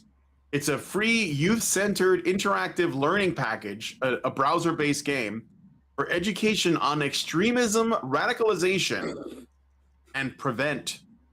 That's not misspelled. The group who put it out there is called Prevent. It's not supposed to say prevention of extremism. How would you respond to extremist content online? Explore the actions you could take in response to extremist content and the consequences for them. What are the objectives of this learning package? Encourage learning about the concept of extremism and radicalization through the process of choice and safe exploration. Illustrate the scope of online dangers and radicalization routes. Introduce and explain the Prevent program to young people. Equip young people with an understanding of support available if they have concerns for themselves or others in relation to extremism. Highlight the thin boundary between online extremism and real-life harm, demonstrating the connection between the two worlds. Oh, this looks like it's going to be great. So this is actually used in schools in the UK. Oh, so you can go ahead and like put that together. Right. And this is like the teacher package. It's kind of long, but this is like everything the teachers use to sort of like go through this game with students. But I have it up here ready to go. So we're going to play it. All right. Well, we are an educational channel after all. You know? Yes. Time that's to learn, right. everybody. This is an educational channel. So we're going to play Pathways. I don't know how this goes. It says press start. So I guess that's this play button down here. I guess so. Maybe. Is that doing anything? Is it responding to my controller maybe? Let me refresh it. Maybe I have to do that. Or maybe there's a button I have to click. Or maybe this is just really poorly put together. Oh, here we go. There we go. All right. Welcome to Pathways. I have the sound on, but there's no sound so far. Right. So I'm just letting you know. Sound is on. Or is there sound? Can I hear anything? No, I don't hear anything. All right. Welcome to Pathways, interactive game where you determine your journey. In this game, you will have to choose between certain options that can lead to different outcomes. Let's see where your path takes you. All right. Let's see. Okay, hold on a second. It's not playing the sound, even though there is sound. So give me a second. I'm gonna stop sharing and then reshare. This is like a glitch that happens sometimes with, let's see. OBS can glitch that happens with, not OBS, with the Video Ninja. All right. Definitely. Yep. There we go. So hold on a second here. I got to do this again one more time. Give me a second, guys. Apologize. Thanks for your patience. Okay. All right. We should be good now. Never had anything like this in my time. Yeah, this is like cutting edge. All right. Next. Here we go. In this game, you will be presented with scenarios that require you to take action, like hearing something hateful while gaming or watching a provocative video on social media. These are the instructions to play the game. Right. From the 3 alternative options presented, you will use your mouse to select one based on the information given and what outcome you think this will have. The choices you make will determine the route your character takes. Remember to be aware of getting trapped in risky or harmful situations, as the different choices can lead to situations involving extremism and radicalism. Oh, no. Damaging the outcome for your character. What kind of controller is this? Like, what? What's with this stick? Is it a fight stick or is it like a thumbstick? It looks kind of big for a thumbstick. All right, let's go. Let's get ready. Let's see if we can get the best possible ending. Oh shit! Already a problem. Male and female only, body type A and B. Where's the nuance? All right. All right, I'm quitting. I'm shaking and crying right now. This is already extreme. This is already problematic. You guys dropped the ball. Oh my god. Hate speech in the game already. Just giving me a male and female option. That's right. Oh, I can't believe it. All right, choose which character will guide you through the experience. Which one should we go with? Obviously, we should go with the chud. I mean, the dude. Clearly, yeah. I mean, these people aren't capable of hate speech. Only these guys are. Right. How am I I'm sure we're gonna make some mistakes mode? along the way. So Yeah. we better. At least they're white. Yeah, they are. For now. They can only be white. This is I mean. Yeah, this is about learning how not to be an extremist. So obviously, the immigrants already are vaulted. They don't have to go through this kind of training. We're the ones who need to be re-educated. Okay, let's go with the boy. I'll try again with the girl. Maybe I'll get different options. Right. All right, scenario number 1. I guess I just click on this. Sure. Oh, next. Oh. Charlie was enjoying an online game with friends. It's Minecraft. What is that? Charlie had not long started attending a new college in East Riding, and they were so relieved to have made new friends having recently left school. Charlie has started browsing new games and websites that some of the new friends use. What the hell is this? Hull with like a leopard or a tiger or something like that. I have no idea. What is that? I don't know what that is. Hull City Council is one of the things that's Hull City Council here. So Sometimes, though, the people on these websites say things that seem off, even slightly Clown concerning. World, fire. What is this hate speech? What is this? Yeah. Down with Clown World. Even Burn. slightly concerning. Right. Oh no, someone with the on this thumbs up and website has laughing. encouraged Charlie to download a video, but Charlie is unsure. Hell yeah, I want to download a video. What are you talking about? Yeah. Come on. Oh, do I get to choose? Let's download this video. Someone on this website has encouraged Charlie I to can download replay a video, but Charlie is unsure. Oh, we just hit next. How That's should right. Charlie react? Tell a trusted adult. Talk to the stranger online to find out more about the video. Download the video. Do your own what should we do? research. Let's have to do make a our own decision. research. What should I do? I mean, I'm clearly a delinquent, so I'm going to say download it, but Yeah. Non-binary DLC incoming.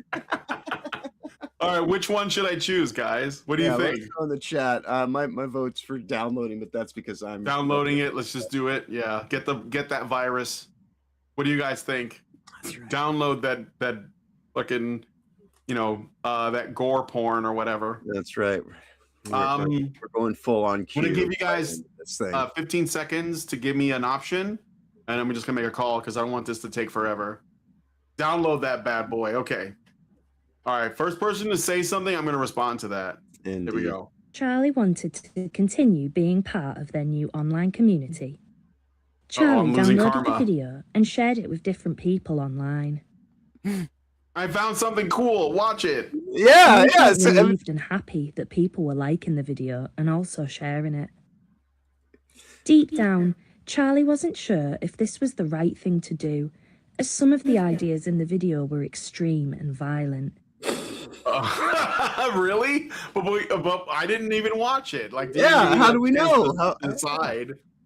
What do you mean by extreme and violent? Was it the face actor for Leon Kennedy saying that he wants closed borders? Was that it? Was it some footage from Resident Evil 4? It's important to remember that downloading Of or Leon streaming killing certain Latinos? content can lead to a terrorist offense conviction. Oh God! This is for the UK. That's right. So Yeah, this is for the UK, of course. Oh, how dare you try to? You have a problem with immigrants? Right. You got a license for that opinion. Scenario 2. I think we're winning, boys. Charlie is receiving an important grade on a piece of work they submitted for their hospitality course at college.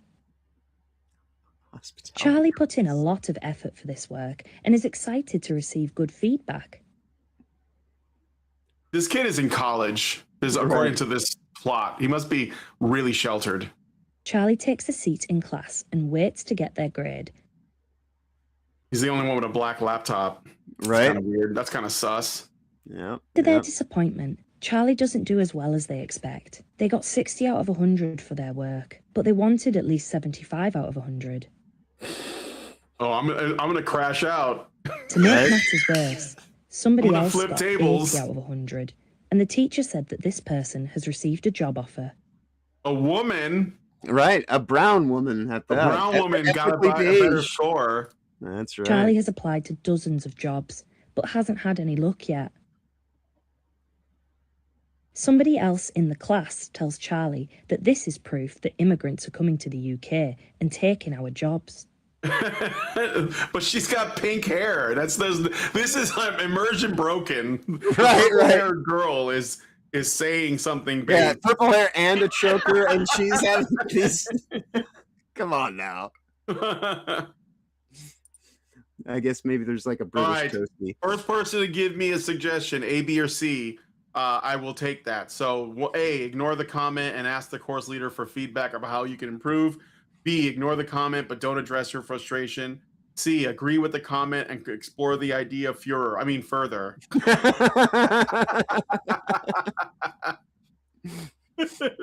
Well, I mean, Charlie, if you want to grow up and be a man, you need to bottle that shit up. Charlie approached the classmate angrily. He agreed with the ideas and began shouting You fucking about them in class.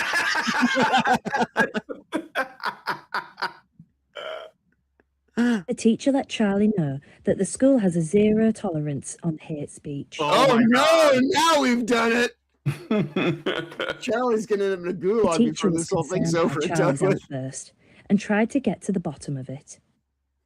Charlie just hates everything. Charlie became more agitated and ended up having to sit alone for the duration of the week's lessons because of the hurtful things they said. I'm gonna radicalize this guy. I know. Yes. We're gonna get the Nick Fuentes ending again. Number 3. Charlie has been chilling out all afternoon. They've been scrolling on social media. They? Right? They spot a video that seems to be getting a lot of attention. The subtlety. Charlie watches the video Not so and subtle. learns from the video that Muslim men are stealing the places of British war veterans in emergency accommodation. Wow. In the video, they explain that the government is betraying white British people and we need to take back control of our country. Damn straight. How should Charlie react? Give me the answer. That's right. Okay, Iris, I want to hear from past you. the content, Actually, in the UK. Find out more about the topic online. C, engage directly with the post. This seems unfair. I will, as soon as I see a suggestion, I'm going to take it. That's right. So, Yeah. Iris, as you are British, I expect you to be, active in this if you're still around. Gabriel says, which is literally happening. Yeah, you're not supposed to talk about it. Right. Somebody said B, so I'm going to go with that. Find out more about the topic online. Charlie wasn't sure if this video was true. Oh, we've gone back to But the neutral ground. encounters made them curious. Charlie went directly to the account's website and found research papers, statistics, information about protests, and more regarding the replacement of white people. They continued browsing and encountered lots of harmful groups who agreed Which is with why this. we need online censorship. Shouldn't have access. Charlie began intaking a lot of harmful ideological messages. In fact, some of the groups were actually illegal. What's an illegal group? Illegal immigrants. Right? People that think and want to express themselves online. All right, number 4. Charlie has been enjoying a family dinner at home when they receive a notification from their friend. Charlie's mum makes a comment about using phones at the dinner table, but Charlie checks in anyway. No, Mom, I'm addicted. You can't tell me what to do. That's right. Amelia, Charlie's close friend, has made a video encouraging young people in Bridlington to join a political group that seeks to defend English rights. She's probably like a pro-Palestine person. That explains the pink hair. Amelia encourages Charlie to join complex. a secret group on an app Charlie hasn't heard of before. Charlie isn't sure whether to join, explore further, or ignore. Action for Britain, skull with a shield on it. Join us. Seems Red trustworthy. light. Yeah. It looks like a communist group to me, but okay. All right. How should Charlie react? A, ignore the video, risking upsetting your friend. B, like the video to show you support your friend, but don't join the secret group. That's like virtue signaling pussy shit. C, share the video and join the secret group as your friend requested. Well, I like how there's a giant turkey on the screen. And is that like a green waffle? What is that? No, it's better than a blue waffle, to be sure. John Ford says join, so I'm going to do it. Oh, yeah. We're going to join. That's right. We got to get that extremist ass. So funny. You know? They couldn't believe how many likes Amelia's. Look at she's got like the deal with the glasses coming on there. See that? Yep. Charlie thought the video the friend posted was so Charlie funny. Joined the secret group. They couldn't believe how many likes Amelia's memes were getting. Hold on a second. It was getting a little bit of double audio. Yeah, it's like double playing. Okay. Yep. Charlie joined the secret group on his new platform. Charlie's mum. Oh shit! So no, I wanted to go back. Oh well, whatever. Of all this new activity their child seemed to be involved in. Was not so pleased and grew suspicious of all this new activity their child seemed to be involved with. Indeed. All right, that was 4, 5. Yep. Charlie was seeing their dad. Keep fluctuating between neutral and naughty. So their weekends look very different to their weekdays in East Riding. Charlie's friend Amelia immediately looked interested and told them about a protest she wished she could go to herself, but was not allowed. Amelia spoke of a gathering that had been organised by a small political group. They would come together and protest the changes that Britain has been through in the last few years and the erosion of British values. Word.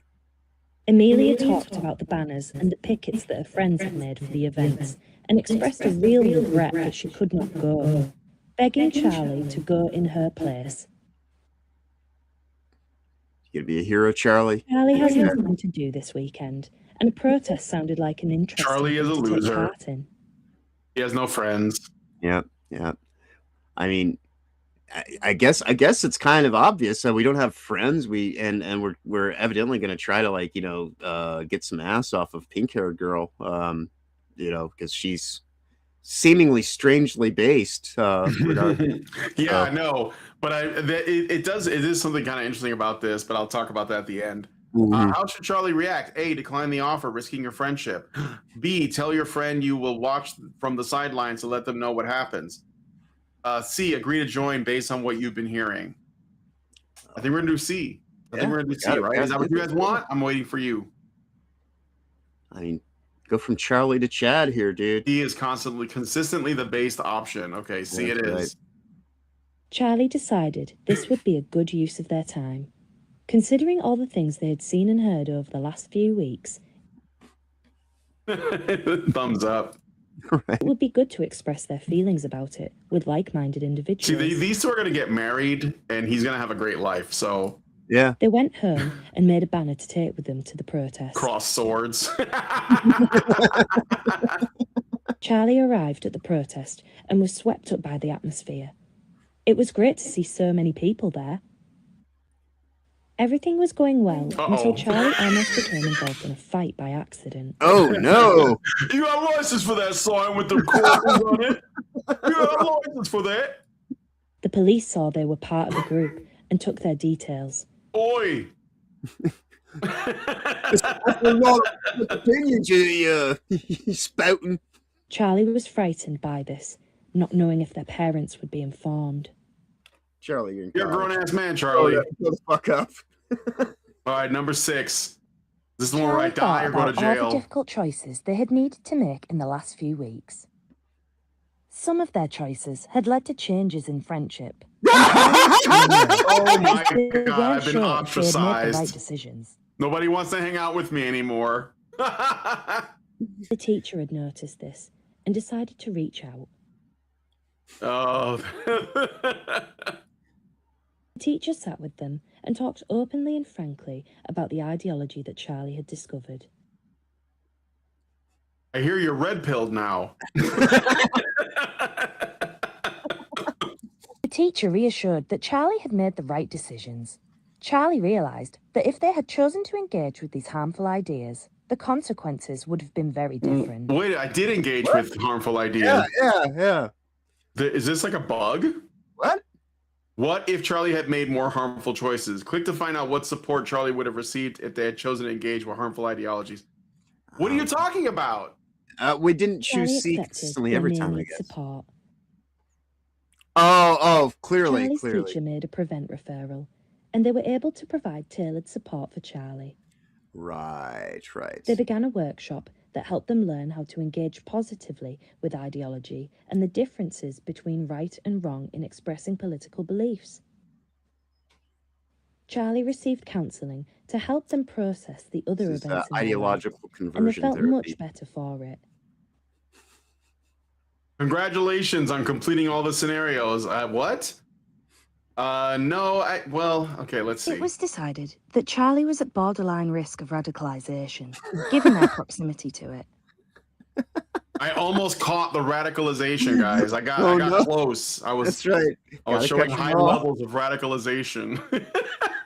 Charlie engaged in various activities through Prevent, such as family counselling sessions, which helped address some of the issues at the heart of being influenced by harmful ideologies. They started taking up new skills and hobbies, and made new friends. They also started receiving extra support at college to ensure they had someone to talk to openly about ideological thoughts. No, I'm not. I think I'm going to stop it there. Right. That's enough. That's a game, and they're using this in schools. Right. So kids are going to go through these scenarios. Two-parent household. Isn't that interesting? White kid, two-parent household. He might get radicalized to care about his country. But you know what I think is interesting about this is two things. Number one, it's interesting that it was a girl who is like the primary method by which this guy could get radicalized. Right. Which isn't really that far off the mark, considering that women are often like the ways that men get radicalized is that women like sort of bring them on board because they become propagandized first and then they like radicalize the men. This is what happens in Islamic societies where you have like Islamic extremism that comes out. It's usually like the women that do it. They raise their kids that way or whatever. And it's also what happens with Antifa. Like a lot of the leadership in Antifa are female, like teachers and like people who work in counseling and stuff like that. So that's interesting. The other thing is that I guess like one of the main things I wanted to say is that I've been saying this since the beginning, video games are the new frontier for propaganda, and they're using it. Now, obviously this is really on the nose and it's like not well done and it's hardly even a game. But then again, it's a lot like Depression Quest. So, and that was promoted as a game and it was loved by game developers. So like, I think it's worth not ignoring and recognizing that this is like a tool. They see the video game industry as a means to do this stuff. And this was done with no budget or whatever, but a more sophisticated AAA game could have the exact same message. So, and I don't think that'd be weird. The inadvertently based genre is my favorite. All right. Anyway, John, do you have any thoughts on well, of course, there's subtle things in there, the referring to they instead of the gender non-conforming stuff. Yeah, right. No matter what you ultimately set out to do, you're still going to end up getting counseling and learning to do better, Senator, and ultimately accept that you just need to be more compassionate and understanding that your homeland is not yours. We live in a world without borders, don't you know? So you just have to accept it. Yeah, it does seem a little bit forced and doesn't really allow for probably actual legitimate outcomes. I'm sure you could probably play that every single way and they're ultimately still going to sit here and tell you, no, you need to go to therapy. And if you don't consent of your own volition, we will send this this game score to the appropriate authorities to show up and knock on your door. Oh man, no, this is I I sympathize with the Brits who have to deal with all this insanity that's undermining their culture, their history, their actual. It looks like it might be one of those games where the ending is always the same too. Yeah. Because I made a lot of like whatever they would consider to be the bad. Yeah, yeah. I mean, we never made anything to put it in the green, but for whatever reason, we still ended up there at the end. Yeah, it's like Depression Quest. Yep. You can't make decisions to alter the outcome. It doesn't. Yeah. It's not even pretending to be a narrative story. It's just it's railroaded completely. So yeah, kind of wild. So anyway, that's all the stories I got. I will look at your comments one more time, and then we're gonna wrap up. So let's see what you guys have to say for now. So let's see. Trying to see what I see. A lot of people putting in CCC in the chat. So, indeed. Yeah. Saltpeter Taffy says the original use case of they was I'm too lazy to program text tags for the two sexes. Maybe the girl's name was Charlie too. That could be. I mean, perhaps. Yeah. I wouldn't be surprised if they went with something. They're just using the same. They just changed the graphics. Nova Fan says, "Where's the openly extreme commie option?" Oh, come on. They made the video. They made the game. Those people. Right. Let's see. Gabriel says game can't handle the based option because the playtesters didn't pick it for potential hate crime offenses. Yeah, if it's made in the UK, you can't actually put base content in it anyway. You're gonna get arrested. So, Charlie will be arrested because this girl is a Fed. Yeah, right. That's why she's not in the ending. She that's right. Back into like MI6 or whatever. Yeah, she just did her job. He's been reported on, and she's a provocateur. That's right. This guy doesn't need vids when he can look out the window to see the issues. Yeah, just look out the window and see like what's happening. Why watch a video? Right. I don't need a video. Yeah, I just have a fucking. I have eyes. Until the police instigated a conflict at a peaceful protest while telling migrants to leave their machetes at the mosque. Gabriel says the narration is presented as if it's for children, but the characters are young adults. Yes, that's. I mean, it's for schools, but I don't know if it's for colleges. It might be, and that is really condescending. It wouldn't surprise me if it were for colleges these days. Oh man. Yeah. Let's see. Gabriel says, remember that Prevent was supposed to monitor Islamic extremism, not right-wing views. Well, that changed quick, didn't it? Yeah, that ship has sailed. Let's see. Gabriel says, watch The Four Lions, the comedy film by Chris Morris about Muslim bombers in Sheffield. I'll have to check that out. Dean Domino says borders don't exist unless you're defending yourself from rioting leftists or nabbing a foreign dictator. Yeah, right. Or crossing state lines to interfere. I get like you said, defending yourself from rioting leftists. Begonia was a good movie. John Ford, thank you. All right. Yago Kuno says the same ending. You can't fight the system. The Ministry of Love.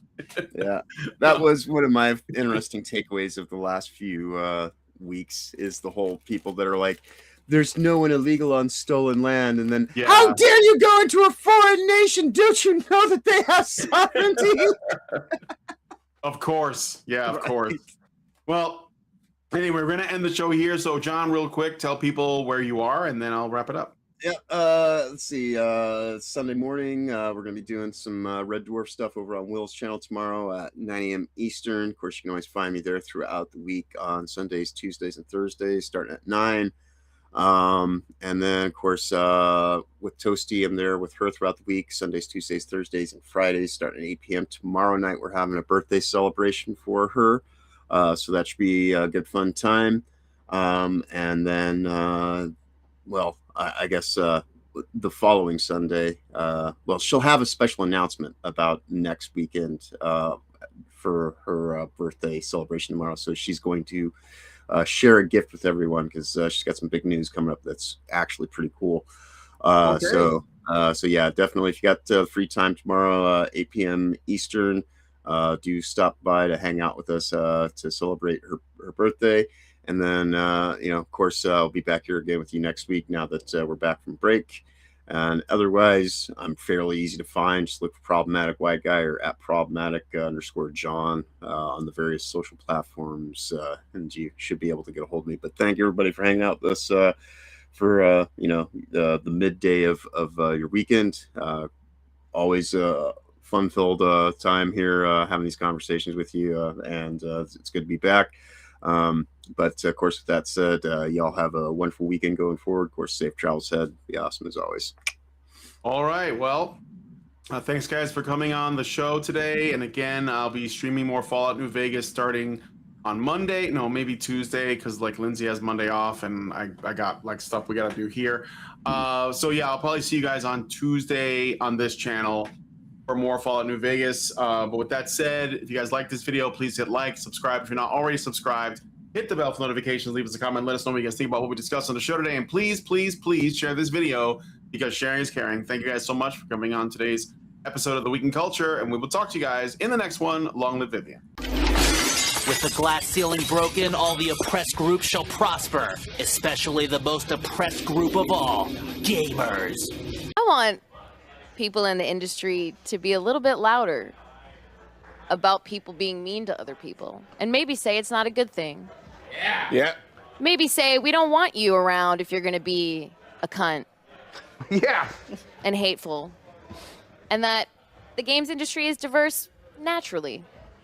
Not because anyone's making them be diverse. Because the world is diverse, you stupid motherfucker. Yeah! And if you have a problem with that, come fight me. Physically. Bitch. Has anyone taken you up on that yet? No, because they're all pussies. Yep. Down here, salt is a way of life. Obviously, the environment down here is all salt. The ceiling's salt, the floor is salt, the walls are salt, and to an extent, the air is salt. And you breathe that in, and you can constantly taste the salt.